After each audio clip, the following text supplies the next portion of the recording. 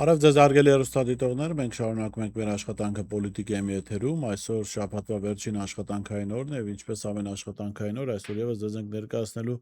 օրվա մամուլի կարևորագույն հրապարակումները։ Մինչ հրապարակումները ներկայացնելը առաջարկում ձեզ ցանկության դեպքում կարող եք միանալ Patreon համակարգում մեզ, աջակցել մեր աշխատանքներին։ Patreon-ի հղումը դրված է տեսանյութի ներքևում, մեկնաբանությունների բաժնում։ Այս էկրանին կտեսնեք նաև QR կոդ, որով ավելի արագ կարող եք միանալ մեզ։ Ժողովուրդ օրաթերթը գրում է. Օրաթերթը հայտնել էր, որ համապետական ընտրություններին ընդառաջ ընդդիմադիր դաշտում այժմ ակտիվ են Ռոբերտ Քոչարյանի կողմից գլխավորած Հայաստան դաշինքը եւ բարերար ու գործարար Սամվել Կարապետյանի կողմից նոր ձևավորված մեր ձևով շարժումը։ Մնացածները կուլիսային աշխատանքների մեջ են կամ լավագույն դեպքում գրասենյակներ են հիմնում, բացում, վերաբացում։ Օրաթերթի տեղեկություններով մի շարք արտախորհրդարանական ընդդիմադիր ուժեր պարբերաբար հանդիպումներ են ունենում քննարկելու համապետական ընտրություններին ընդառաջ իրենց անելիքները։ Մեր տեղեկությունների համաձայն այդ ուժերն են Հայ ազգային կոնգրեսը, Սասնա Ծռելը, Ապրելու երկիրը, Նժար Սահմանադրական շարժումը, Հաղթանակ կուսակցության նախագահ քաղաքային պլանավորող Վիկտոր Մնացականյանը, Սասնա Ծռեր Համահայկական կուսակցության անդամ Գևորգ Սաֆարյանը ոչ հերքեց, ոչ հաստատեց մեր տեղեկությունը, որ իրենք պարբերաբար հանդիպում քննարկում են ունենում վերոնշյալ ուժերի հետ։ Ժողովուրդ օրաթերթը գրում է. նախորդին դեկտեմբերի 11-ին Արցախի ներկայացության շենքում իրականացված խուզարկությունից հետո Արմլուրեյմի աղբյուրները փոխանցեցին մեզ, որ հնարավոր է մինչև տարեվերջ փակեն կամ վերջնականապես խլեն շենքը Արցախի իշխանություններից։ Արցախի պաշտոնյաներից որևէ մեկը չմեկնաբանեց մեր տեղեկությունը, բայց եւ այնպես չբացառեց, որ խուզարկությունից հետո հնարավոր նաև փակեն շենքը, կլինեն մինչև տարեվերջ, թե տարեսկիզբ իրենց միայն հայտնի է, բայց այնուամենայնիվ տհաճ անակնկալների Արցախի իշխանությունները սպասում են։ Արցախի պաշտոնյաները նաև չեն բացառում, որ կլինեն ձերբակալություններ, նրանք էլ են գիտակցում, որ առաջին թիրախը Արցախի 5-րդ նախագահ Սամվել Շահրամանյանն է։ Հիշեցնենք, որ դեկտեմբերի 11-ին քննչական կոմիտեն խուզարկություններ իրականացնում Երևանի Նաիրի Զարյան 17A հասցեում գտնվող Արցախի Հանրապետության մշտական ներկայացության շենքում։ Կոմիտեի գործողությունները սկսվել են ժամը 11-ին եւ ավարտվել 16:30-ին։ Երեք Արցախի ներկայացուցիչներից մեկը փաստաբան Ռոման Երիցյանը, ըստ էության Արցախի իշխանությունների փաստաբանն է, ասում էր, որ փնտրել են տարբեր փաստաթղթեր բանկերի հետ կապված եւ գտել են զոհված զինծառայողների անունների ցուցակ, այլ փաստաթղթեր եւ այստեղ մի միտք եկա, որ անդադ մտածում էի սրա մասին խոսալ, հիմա առիթն է, որ խոսենք։ Ընդդիմությունը հասարակության լայն շերտերը անընդհատ խոսում են, մեղադրում են Նիկոլ Փաշինյանին, որ չի հրապարակում զոհերի ամբողջական անվանացուցակը եւ հնարավորություն չի տալիս հասկանալու, թե որքան են եղել մեր զոհերը 2020 թվականի պատերազմի ընթացքում։ Լավ է անում ընդդիմությունը, որ մեղադրում է եւ ճիշտ է անում, որ մեղադրում է, որովհետեւ քանի այդ զոհերի ամբողջական անվանացուցակը մեկ փաստաթղթով, մեկ ցուցակով հրապարակված չէ եւ մարդիկ հնարավորություն չունեն ստուգելու ում անունը կա, ում անունը չկա եւ կամ քանի անուն կա այդտեղ, մենք իրավունք ունենք կարծելու, որ զոհերի թիվը շատ ավելի մեծ է իրականում եւ իշխանությունները թաքցնում են այդ թիվը, իրական թիվը, որովհետեւ եթե թաքցնելու բան չունենան, ինչ խնդիր կար հրապարակել դա։ Եվ ինչ խնդիր կար հորինված օրենքի հեղումանել, իբրև թե անձնական տվյալներ են եւ չեն կարող հրապարակել, սրա մասին Ալեն Սիմոնյանն էր խոսել։ Բայց հետաքրքիր է, որ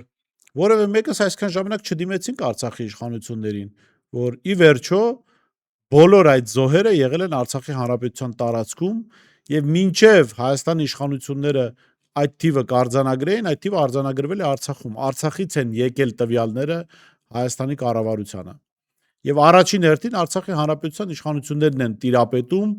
այդ ամբողջական ցուցակին։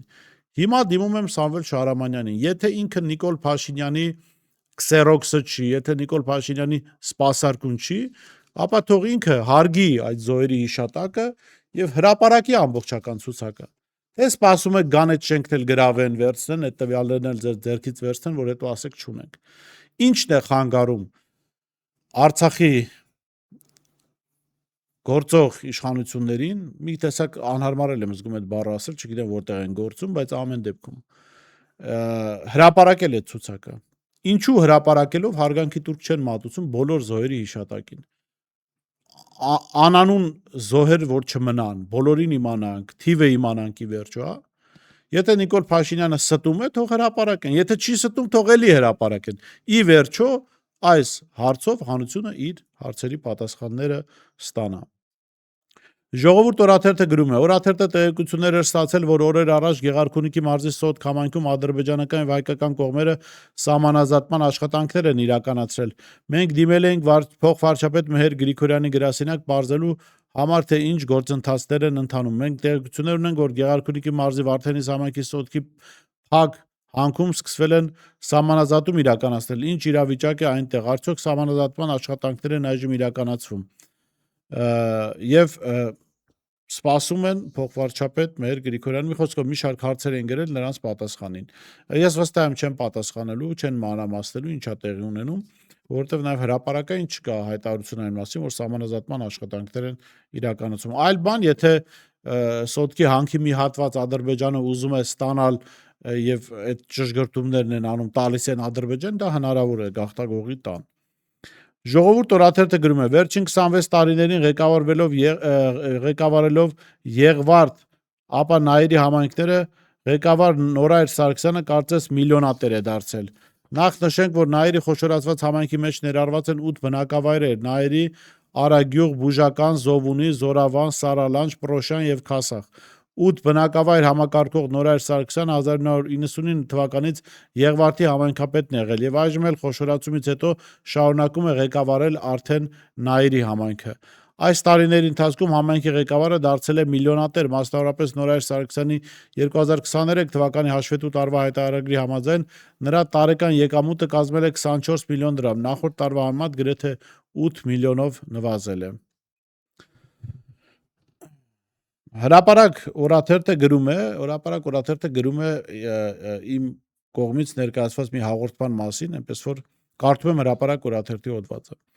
Պոլիտիկայում կայքի խմբագիր Բորիս Մուրազին հաղորդում է ներկայացրել դատախազություն հանցագործության մասին ազգային ժողովի քաղաքացիական պայմանագիր խմբակցության պատգամավոր Լիլիթ Ստեփանյանի հայկական ժամանակ YouTube-յան ալիքին տված հարցազրույցում արած հայտարարության հիման վրա։ Մուրազին համոզված է, որ Ստեփանյանի խոսքում հիշատակված են պաշտոնատար անձանց կողմից իրականացված ինչ-ինչ գործողություններ, որոնք առերևույթ պարունակում են Քրեական օրենսգրքի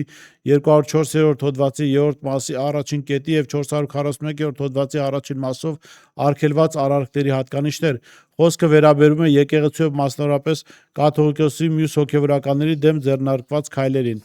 Այսպես հարցազրույցում Լիլիթ Ստեփանյանն ասում է.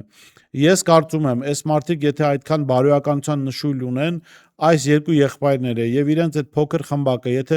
երբևէ լրջություն են ունեցել կամ պատասխանատվության զգացում ունեն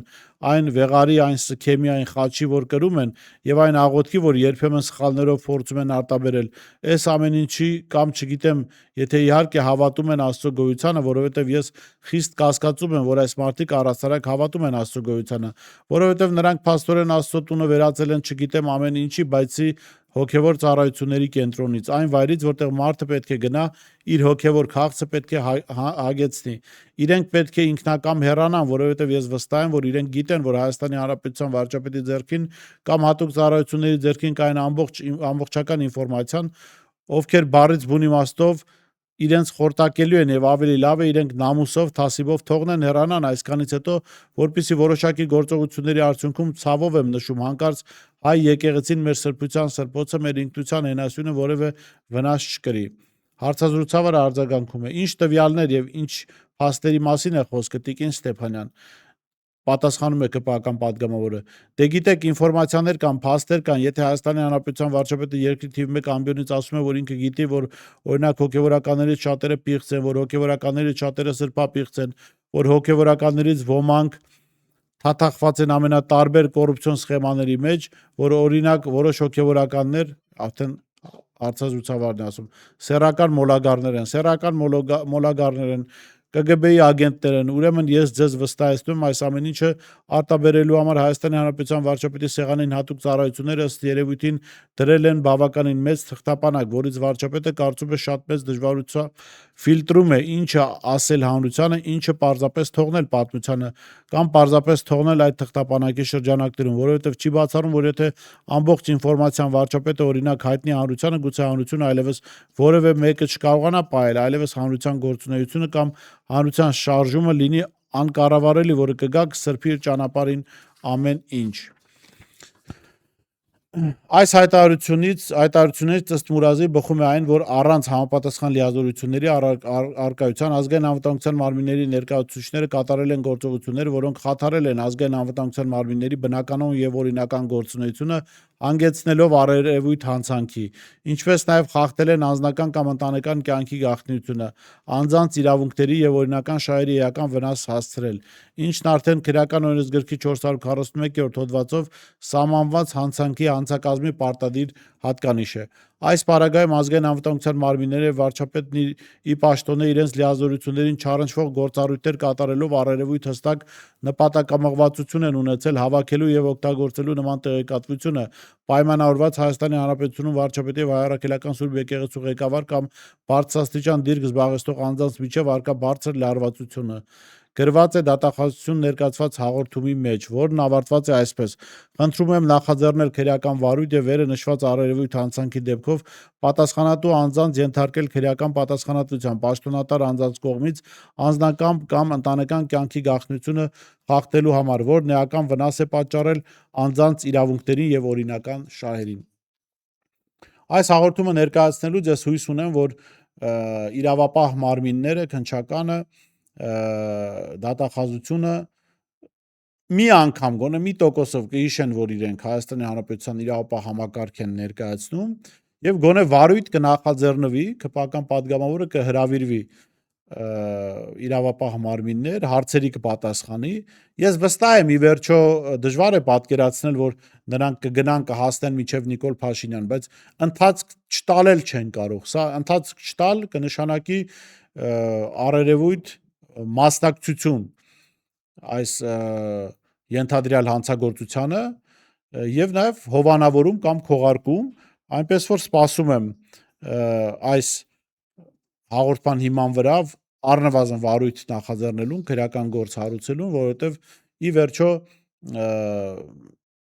մենք Նիկոլ Փաշինյանը հնարավորություն ունի ցույց տալու, որ իր իշխանությունը ինչ որ իրավունքի հետ աղերս ունի։ Ես պատրաստ եմ նաև այս հաղորդման վերաբերյալ տեղեկացնել Նիկոլ Փաշինյանի հովանավորներ Միացյալ Նահանգների եւ Եվրամիության դեսպաններին, նրանց առանձին նամակով կդիմեմ, կցեմ նաև հաղորդումը հանցագործության մասին, մանրամասները, նաև այն տեսանյութը, որը կլինի, հա, եւ այս առումով կարծում եմ դեսպանատան արձագանքը կամ լռությունը եւս հետաքրքիր կլինի։ Մինչ անցնեմ մյուս հրապարակումներին, առաջարկում եմ գովազդային դադար եւ վերադառնանք։ Իսկ դու արդեն որոշել ես, թե որ երկրներ պիտի այցելես 2025 թվականին։ Եթե դու ես հոգնել օրեր շարունակ հարցումների անպատասխան մնալուց, դիմիր Travel with N տուրիստական գործակալություն։ Սպասեցնել չեն տա, անմիջապես կստանաս լավագույն առաջարկները, տուրփաթեթներ, ավիատոմսեր, հյուրանոցների լայն ընտրանի, էքսկուրսիաներ, սոցփաթեթի սպասարկում եւ ամենակարևորը 24/7 ձևաչափով բարեհամբույր սպասարկում։ Travel with N 095 89 20 48 Շնորհակալ եմ, որ շարունակում եք հետևել մեր եթերին, առաջարկում եմ բաժանորդագրվել մեր ալիքին, առաջարկում եմ նաև միանալ Patreon համակարգով մեր էջին եւ աջակցել մեր աշխատանքներին ամսական բաժանորդագրությամբ, այդտեղ տարբերակներ կան 3-ից մինչև $10։ Ձեր աջակցությունը այս իմաստով շատ կարևոր է մեր աշխատանքները լավացնելու եւ կայունացնելու։ Հրապարակ թերթը գրում է. ԿՊ-ում падգամավորի 380 տեխնացու է առաջադրվել 2026 թվականի ընտրացուցակում ընդգրկվելու։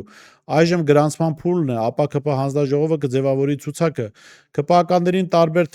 թվեր են ասել, թե քանի մարդ կմտնի ցուցակ, սակայն ընտրական օրենսգիրքը հստակ սահմանում է ընտրացուցակի ձևավորման կարգն ու չափը։ Ըստ այդմ նախընտրական ցուցակը պետք է երկու մասից բաղկացած լինի։ Նախ օրենքը սահմանում է, որ ցուցակը կարող է ընդգրկվել ոչ պակաս 80 եւ ոչ ավել 300 տեխնացու, իսկ երկրորդ հատվածում ՀՀ-ում բնակվող ազգային փոքրամասնությունների ներկայացուցիչների ցանկն է 4-ական ամեն փոքրամասնությունից։ Փոքրամասնություններն էլ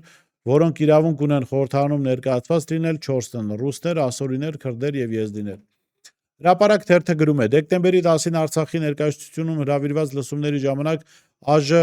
Արցախի ԱԺ նախագահ Աշոտ Դանելյանը հայտարարել է, որ Ղարաբաղի հարցը փակված չէ